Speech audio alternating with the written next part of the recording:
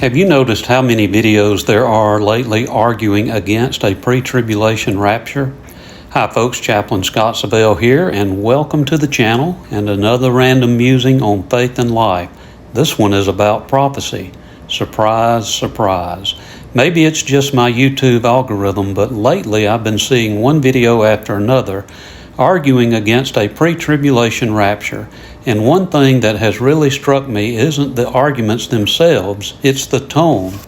At least in many of the videos that I've seen, there seems to be an almost militant determination to prove that the church has to go through the tribulation.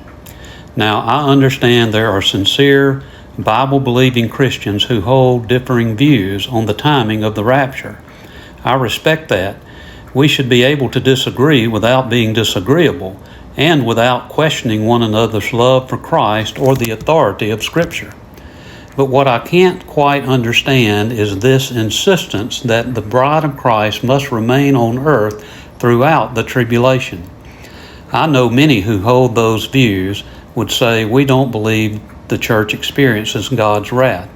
I understand that's an important distinction they make, but when I read Revelation, I see the day of the Lord unfolding and God's judgment being poured out on a Christ-rejecting world.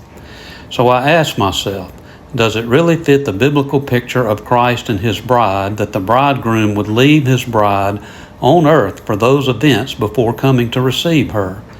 To me, the picture throughout Scripture is one of a loving bridegroom who comes for his bride, not one who leaves her in the midst of the judgments associated with the day of the Lord.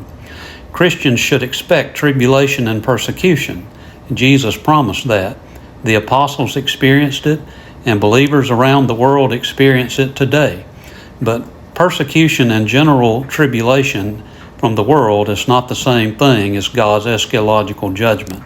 That's one reason that I continue to hold to a pre-tribulation view, not because I want an easy road, but because I believe it's the interpretation that best fits the overall storyline of Scripture. Anyway, those are just some random musings from my corner of Kentucky. Until next time, keep looking up and keep fighting for joy. God bless.